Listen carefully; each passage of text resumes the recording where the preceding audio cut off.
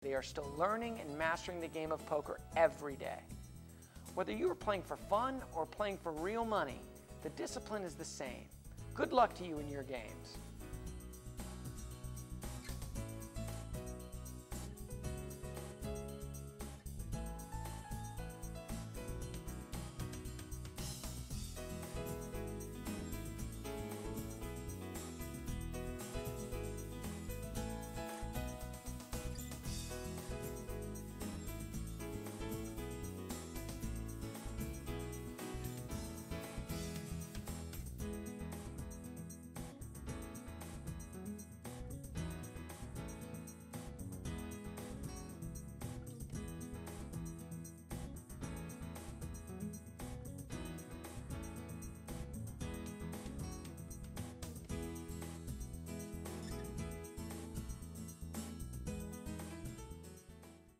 To 3, which is about 6% each.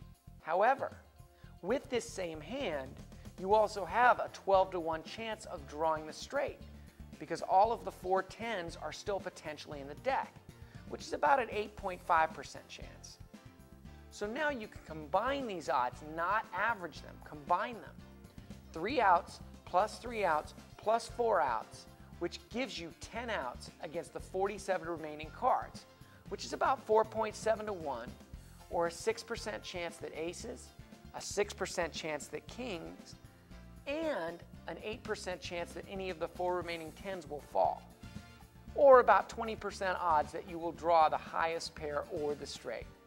If you feel like a pair of aces or a straight will win you the hand, then you would be correct to place that same $20 in the pot if the pot was $100, like we just talked about a few moments ago, since the 4.7 to 1 odds you have of making your hand are better odds than the 5 to 1 you're putting into the pot. The key to this strategy is being accurate to what kind of a hand it will take to win the pot. If you think your hand would be good if you make it, but you're wrong, this will cost you a lot of money. Your position is still just as important before the flop as it is after the flop, because where you are in relation to the dealer button may increase or decrease the pot odds you'll be getting. If you are in first position and you bet $20 into the same $100 pot we've been playing with, there is a chance that you will be re-raised behind you, which will lower your odds. For instance, let's say there are 6 players, including you, and you're in first position. After the flop, there's $100 in the pot and you go ahead and bet out 20 bucks.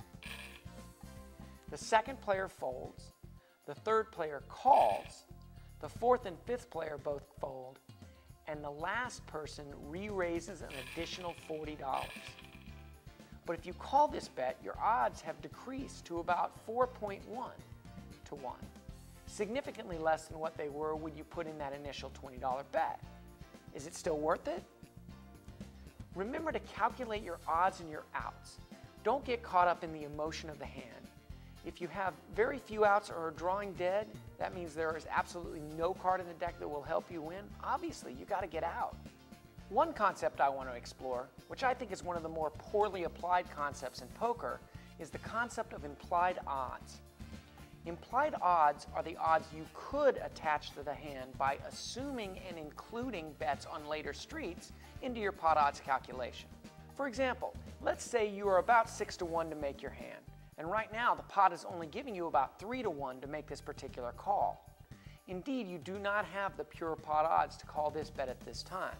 However, if you included bets on the next street and included them in your calculation, you could get your odds up to 7 or 8 to 1, making a call correct here.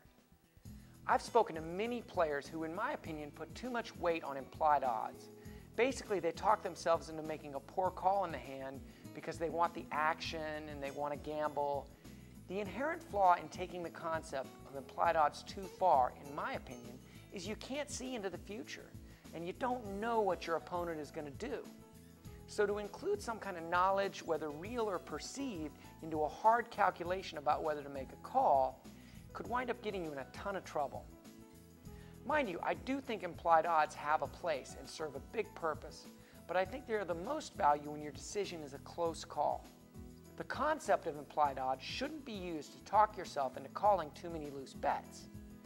In addition, Remember that implied odds also contain implied costs.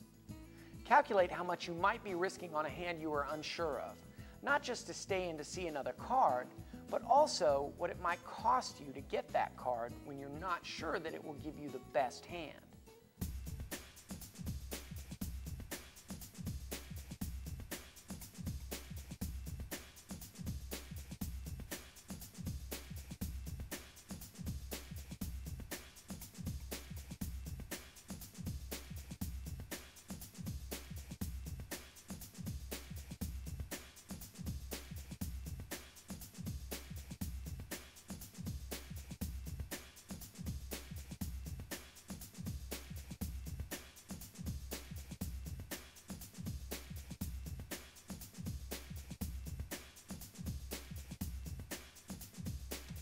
Texas Hold'em is a game of strategy and a game of skill. One of the most important things to remember is it takes practice. You will have to lose some money to win some. Don't assume because you have a few lucky sessions that you're just a natural. No player wins every time he or she plays, and if you find someone who says they win every time, don't buy any swampland from them. On the flip side, you are going to have bad days too, but don't give up. Even the pros say they are still learning and mastering the game of poker every day. Whether you are playing for fun or playing for real money, the discipline is the same. Good luck to you in your games.